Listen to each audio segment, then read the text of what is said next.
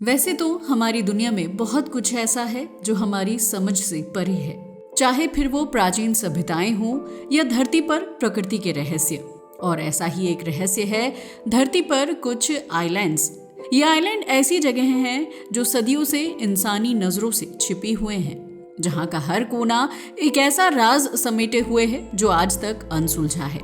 यकीन मानिए, यहाँ की हर कहानी, हर रहस्य आपको एक अलग ही दुनिया में ले जाएगा। इनफैक्ट इनमें से कुछ आइलैंड तो ऐसे भी हैं जहां पर जाना तक स्ट्रिक्टली प्रोहिबिटेड है, और कुछ ऐसे हैं जो साइंस तक को चैलेंज देते हैं, जिनके बारे में सिर्फ कहानियां सुनी जाती हैं लेकिन कोई सच नहीं जान पाया। तो चलिए आज हम आपको लेकर चलेंगे दुनिया के 10 सबसे मिस्टीरियस आइलैंड्स पर, जिनका हर पहलू आपको चौंका देगा। पता है क्यों? क्योंकि ये सिर्फ द्वीप नहीं है, ये एक दरवाजा है उन अनदेखे और अनकहे रहस्यों का जो शायद हमारी समझ से भी परे हैं। तो आप तैयार है ना एक ऐसी दुनिया में जाने के लिए जो आपकी कल्पनाओं से कहीं परे है? चलिए शुरू करते हैं। पहले नंबर पर आता है ट्रिस्टन डी कुनिया, जो है साउथ अटलांटिक ओशन में। अगर इस आइलैंड की बात की जाए तो ये दुनिया के सबसे सेक्युलेटेड एंड रिमोट प्लेसेस में से एक है। ट्रिस्टन डी कुनिया साउथ अटलांटिक ओशन के बीच में लोकेटेड एक छोटा सा आइलैंड है। अगर बात की जाए इस आइलैंड की तो ये किसी दूसरी जगह से इतना दूर है कि इसकी नियरेस्ट पॉपुलेशन लगभग 2400 किलोमीटर यानी कि 1500 मील दूर है। वैसे हम आपको बता दें, ये आइलैंड ब्रिटिश जोन का पार्ट है। ये केवल 250 से 300 लोगों का घर है, यानी कि ये लोग जो यहाँ के मुख्य द्वीप ट्रिस्टन डी कुनिया पर रहते हैं। यहाँ का जीवन बिल्कुल अलग है। ये जगह एक्सटर्नल कॉन्टैक्ट से बिल्कुल कटी हुई है। ये आधुनिक दुनिया के प्रभाव से पूरी तरह से अलग है। यहाँ तक कि इस आइलैंड पर रेगुलरली आने जाने का कोई साधन तक नहीं है। इस आइलैंड पर पहुंचने के लिए किसी भी पैसेंजर को 7 दिन का सी ट्रैवल करना पड़ता है। ये ट्रैवल आसान नहीं होता, बल्कि डेंजरस वेव्स एंड स्टॉर्म्स से भरा होता है।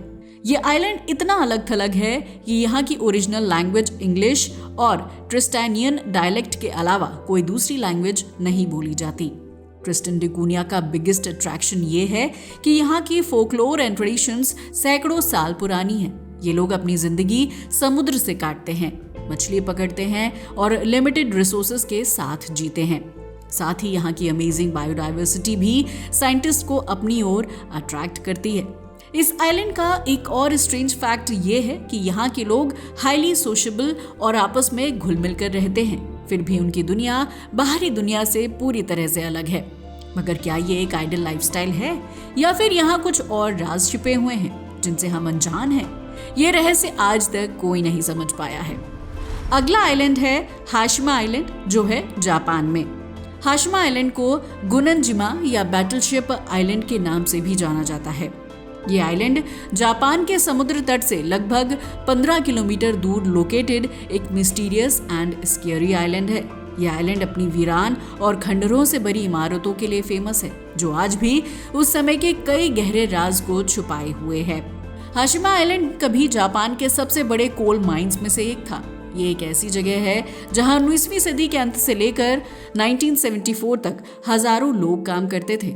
आज खंडहर बन चुका ये आइलैंड एक समय में पूरी तरह से आबाद हुआ करता था और यहाँ 5000 से ज्यादा लोग रहते थे।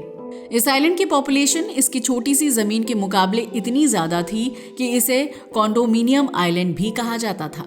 लेकिन फिर अचानक 1974 में कोयला खदान बंद हो गई और आइलैंड पर रहने वाले लोग इसे छोड़कर चले गए। इसके बाद से हाशिमा आइलैंड वीरान हो गया और ये खंडरों का एक शहर बन गया। आज ये द्वीप भूतिया द्वीप के नाम से मशहूर है, क्योंकि यहाँ की सुनसान गलियां, खंडहर इमारतें और जंग खाई हुई संरचनाएं किसी डरावनी फिल्म के सेट की तरह लगती हैं।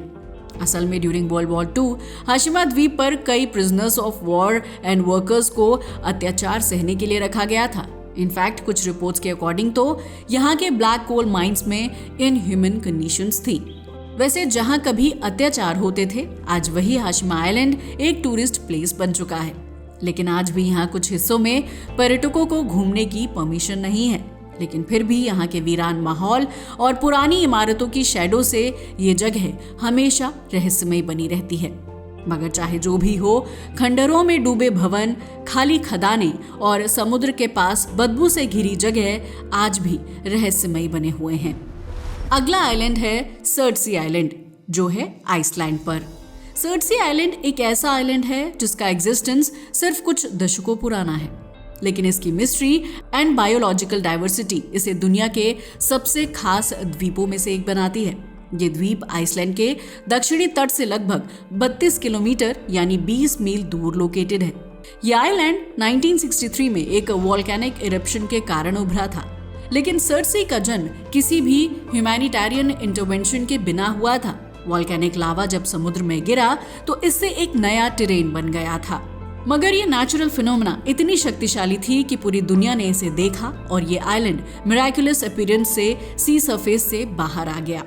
अब आप सोच रहे होंगे कि सर्डसी का नाम आखिर आया कहां से? ये ओल्ड नॉर्स मिथ्स के एक वोल्केनिक गॉड सुरतुर के नाम पर रखा गया है। ये आइलैंड अपनी बायोलॉजिकल डाइवर्सिटी के लिए बहुत फेमस है। सर्डसी पर जीवन की शुरुआत बहुत धीरे धीरे हुई, लेकिन इसके बाद यहाँ पर कई तरह के पौधों और जानवरों की प्रजातियां पाई गईं। पहले कुछ वर्षों में कोई जीवन नहीं था, लेकिन समय के साथ बर्ड्स, सी क्रिएचर्स और वेरियस फ्लोरा ने इसे अपना घर बना लिया। मगर इसके बावजूद किसी भी इंसान को इस आइलैंड पर बसने की परमिशन नहीं है, क्योंकि ये एक बायोलॉजी रिसर्च सेंटर के रूप में काम करता है। साइंटिस्ट इस आइलैंड पर नेचुरल लाइफ के डेवलपमेंट की स्टडी करते हैं, ये देखने के लिए कि बिना किसी ह्यूमैनिटेरियन इंटरवेंशन के जीवन कैसे विकसित होता है। सर्डसी आइलैंड पूरी दुनिया के लिए एक लिविंग लेबोरेटरी है, जो मिस्ट्रीज ऑफ नेचर एंड उसके मिरेकल्स को समझने में हेल्प करता है। मगर सवाल ये है कि क्या ये आइलैंड भविष्य में और भी ज्यादा रहस्यों को उजागर करेगा? ये सवाल आज भी अनआंसर्ड है। हमारा अगला आइलैंड है पाल्मायरा एटॉल, जो है पैसिफिक ओशन में। पाल्मायरा एटॉल की बात की जाए तो इस small and extremely remote island की जगह पैसिफिक महासागर में है, जो यूएस स्टेट ऑफ हवाई से लगभग 1000 किलोमीटर यानी कि 620 मील दूर लोकेटेड है। इस आइलैंड को अब एक नेचुरल कंजर्वेशन एरिया के रूप में डिक्लेयर किया गया है। ये अपनी हिस्टोरिकल माइस्टिसिज्म और biological diversity of wild life के लिए जाना जाता है। वैसे आपको शायद पता नहीं होगा, लेकिन पाल्मायरा का इतिहास भी एक्सट्रीमली इंटरेस्टिंग एंड मिस्टीरियस है। इस आइलैंड पर पहली बार ह्यूमन एक्टिविटी का पता 1798 में चला था। असल में इसे पहली बार कुछ यूरोपियन सेलर्स ने देखा था। इसके बाद इस द्वीप पर कई बार डिफरेंट कंट्रीज ने कब्जा किया, लेकिन कभी स्थायी बस्ती नहीं बनाई गई।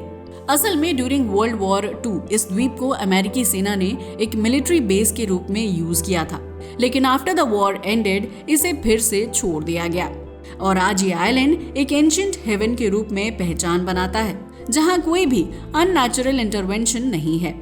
यहाँ के समुद्र में अमेजिंग एक्वेटिक एनिमल्स का घर है और आज भी इस आइलैंड पर rare bird and plant species पाई जाती हैं। पाल्मायरा एटॉल में एक कोस्टल एरिया है जो कोरल रीफ से घिरा हुआ है और ये जगह एक मेजर रिसर्च साइट बन गई है, जहां scientist marine life and ecosystem की स्टडी के लिए आते हैं। हालांकि ये द्वीप बहुत रिमोट एंड फॉरबिडन है, लेकिन पाल्मायरा का रहस्य आज भी कायम है। मगर सवाल ये है कि क्या यहाँ कभी कोई गहरे रहस्यों को खोजने वाला व्यक्ति आएगा, या ये द्वीप यूं ही अपनी शांत और अपूर्व सुंदरता में खोया रहेगा? हमारा अगला आइलैंड है बर्ड आइलैंड, जो है एंगुइला में।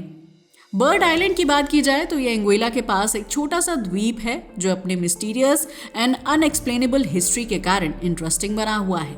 ये आइलैंड न केवल नेचुरल ब्यूटी से भरा है, बल्कि इसके बारे में कई अमेजिंग एंड मिस्टीरियस फैक्ट्स हैं जो इसे दूसरे आइलैंड से अलग बनाते हैं। बर्ड आइलैंड के बारे में सबसे मिस्टीरियस बात यह है कि इस पर कोई कभी परमानेंट नहीं रहा, तभी तो ये आइलैंड पूरी तरह से अनइनहैबिटेड है और इसकी जमीन पर बहुत कम लोग ही कदम रखते हैं। इसे मुख्य रूप से बर्ड्स पैराडाइज माना जाता है, जहां कई तरह की पक्षियों की प्रजातियां रहती हैं। साथ ही इसकी amazing peace and natural scenery ने इसे एक ऐसी जगह बना दिया है जिसे दुनिया भर के adventurous travellers and bird lovers बहुत पसंद करते हैं। इसके अलावा इस आइलैंड के आसपास कुछ इंटरेस्टिंग टेल्स एंड फोकलोर भी हैं। कुछ लोग मानते हैं कि यहाँ समुद्र में खोए हुए जहाजों का खजाना छुपा हो सकता है, क्योंकि ये एरिया कई पुराने सी रूट्स के बीच लोकेटेड है। हालांकि आज तक इस आइलैंड पर कोई इंपॉर्टेंट ट्रेजर नहीं पाया गया है, फिर भी यहाँ का मिस्टीरियस एटमॉस्फेयर इसे एक आइडल लोकेशन बनाता है। इस आइलैंड पर जाने का कोई नॉर्मल वे नहीं है और इस जगह पर केवल स्पेशल सर्कमस्टांसेस में ही पहुंचा जा सकता है, जिससे इसकी परफेक्शनिज्म एंड मिस्ट्री बनी रहती है। हमारा अगला आइलैंड है बाली हेई। वैसे अभी तक हमने जितने भी आइलैंड्स की बात की उनमें से हर एक को किसी न किसी ने जरूर देखा था, मगर बाली हेई की बात की जाए तो ये एक काल्पनिक द्वीप है जो mainly James Michener, the greatest author of विट्जलैंड की लिखी गई famous poetic story tales of the South Pacific में और बाद में म्यूजिकल ड्रामा साउथ पैसिफिक में देखा जाता है।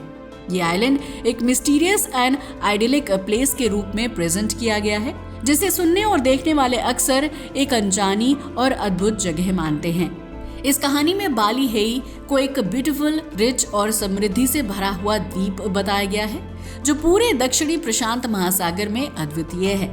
इनफैक्ट उन्होंने तो इस आइलैंड को एक तरह की हेवनली प्लेस कहा है जहां पर सब कुछ सौम्यता से चल रहा है। पता है क्यों? वेल, ऐसा इसलिए क्योंकि नेचर ने अपनी सारी सुंदरता यहाँ संजो रखी है। हालांकि इसे एक आदर्श और सपने जैसी जगह के रूप में प्रेजेंट किया जाता है, लेकिन इसका चार्म एंड मिस्ट्री इसे वास्तविकता से परे और केवल कल्पना में ही लिमिटेड रखता है। बाली हेई का मेजर अट्रैक्शन इसका इंटरनल एंड एक्सटर्नल अपीयरेंस दोनों है।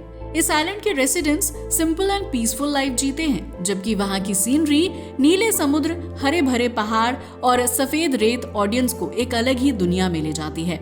यही नहीं, इनफैक्ट यहाँ पर एक तरह का रोमांस एंड मिस्ट्री भी है जो इस जगह को और भी चार्मिंग एंड मिस्टीरियस बना देती है। म्यूजिकल ड्रामा साउथ पैसिफिक में बाली हेई को एक place of dear and lost के रूप में पिक्चर किया गया है, जिसे पाने की इच्छा रखने वाले पात्र इस आइलैंड को एक मिथ जैसा मानते हैं। इस आइलैंड का ये इलस्ट्रेशन शो करता है कि ये प्लेस मियरली अ ड्रीम और अ लिटरेरी इमेजिनेशन है, लेकिन इसका जादू अभी भी अराउंड द वर्ल्ड के रीडरशिप एंड ऑडियंस को अपनी ओर अट्रैक्ट करता है। दोस्तों, तो ये थे दुनिया के कुछ सबसे ज्यादा मिस्टीरियस आइलैंड्स। वैसे आपका इनके बारे में क्या ख्याल है? अपनी राय को हमें कमेंट करके बताना ना भूलिएगा। साथ ही अगर आपको हमारा वीडियो अच्छा लगा हो तो इसे लाइक और शेयर करें और हमारे चैनल को भी सब्सक्राइब करें। जय हिंद दोस्तों।